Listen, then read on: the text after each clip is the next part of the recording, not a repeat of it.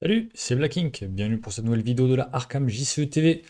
On continue les aventures de Jenny Barnes avec la série de vidéos Loup Solitaire, ces fameux défis, challenges, solo difficiles, avec Jenny qui affronte le renouveau de l'héritage de Dunwich.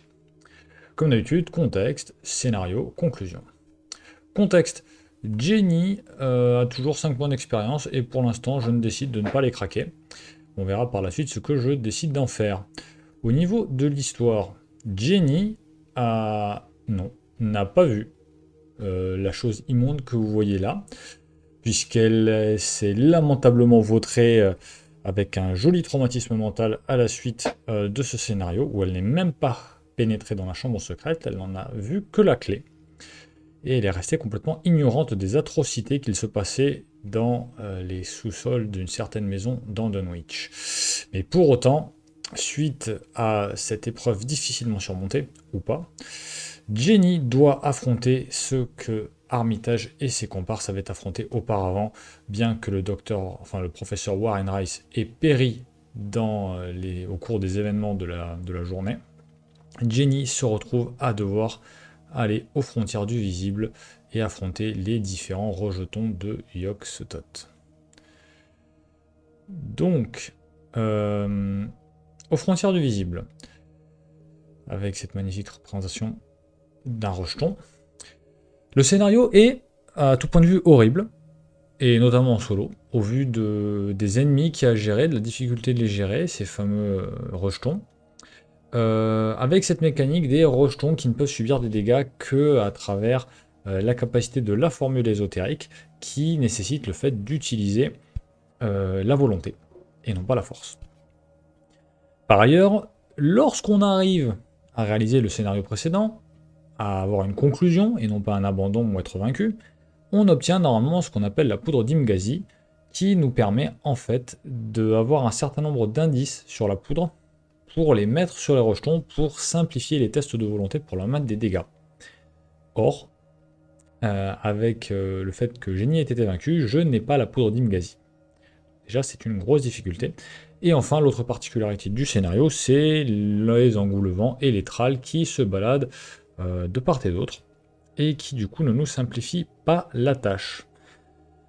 Quoi vous dire de plus sur les spécificités de ce scénario? Bon, évidemment, voilà, les ennemis ont des points de victoire. C'est les seuls points de victoire qu'il y a sur le scénario. Il n'y a pas de point de victoire sur les lieux. Et encore une fois, voilà, ces ennemis, en fait, ne subissent que des dégâts avec la formule ésotérique et on les met un par un. Tous ces ennemis, tous ces rejetons ont globalement, si je ne m'abuse, tous un point de vie plus un point de vie par investigateur. Donc en l'occurrence, je suis en solo, ils ont tous 2 points de vie. Il faut donc que je réussisse à un minima 2 attaques via la formule ésotérique pour réussir à les gérer, sachant qu'il y a des cartes dans le deck rencontre qui permettent de leur rajouter des points de vie et aussi la valeur de combat et de la valeur d'évasion. Donc bon, c'est compliqué. Petit conseil, pas petit conseil, mais petite astuce, avoir Lita Chandler avec nous sur ce scénario, c'est très très sympa. Je m'en suis aperçu quand j'ai fait le renouveau de la nuit des zélatrices, suivi du renouveau de l'héritage de Dunwich dans la foulée avec Jacqueline Fine, donc même investigateur avec les 2 campagnes, malgré les traumas qu'avait eu Jacqueline, j'avais continué, et j'avais fait la conclusion numéro 1 du renouveau de la zélatrice, ce qui fait que en fait Lita Chandler était encore dans mon deck. Et je me suis aperçu que Lita, au-delà de vous donner une valeur de tank très intéressante de 3 en santé mentale et 3 points de vie, et au-delà du boost en force de +1, en fait, dès lors que vous effectuez des dégâts sur les ennemis monstres, vous leur faites +1 dégâts. Comme c'est une capacité passive qui n'est pas liée au fait d'attaquer l'ennemi, mais juste liée au fait de lui infliger des dégâts, et ben ça faisait que avec Jacqueline, moyennant une attaque via la formule ésotérique, je leur infligeais 2 dégâts, et donc en solo, je les one-shot.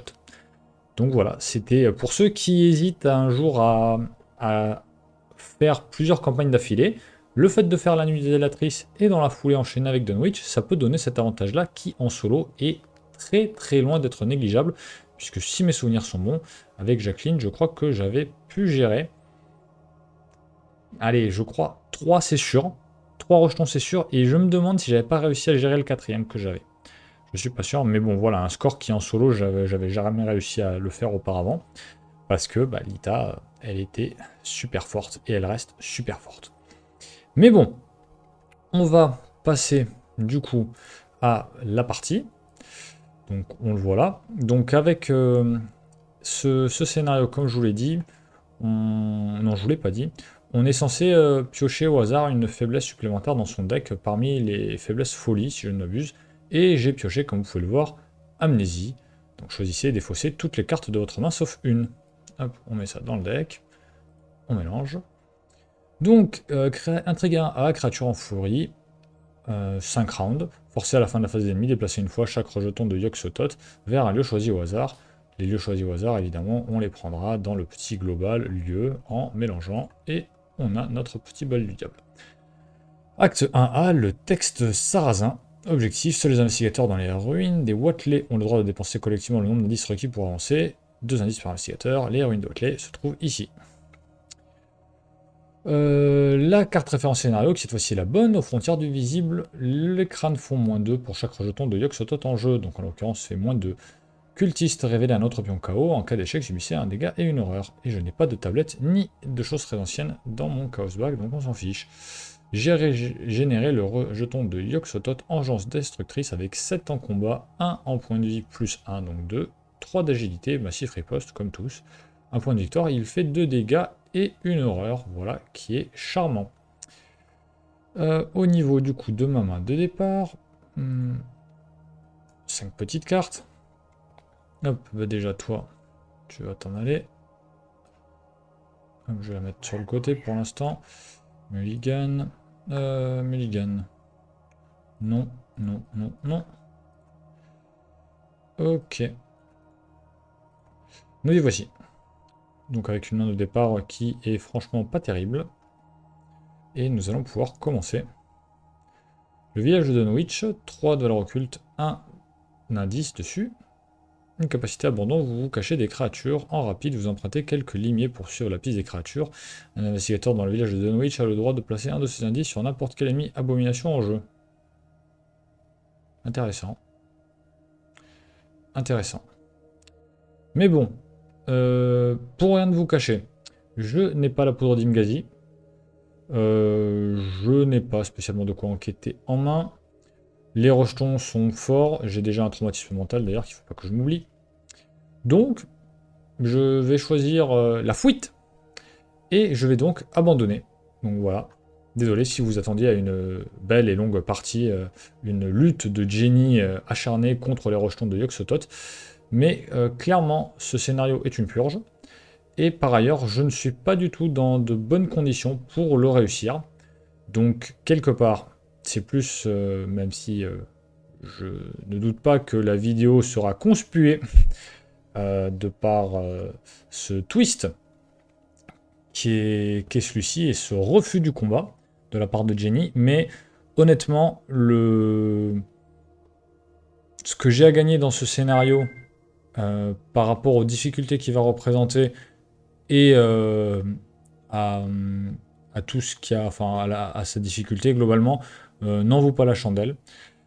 C'est aussi quelque part non pas une leçon de tactique, faut pas déconner, on va pas commencer à jeter des fleurs parce que on décide de fuir entre guillemets un scénario, mais voilà, parfois il ne faut pas hésiter à pas affronter ce genre de trucs.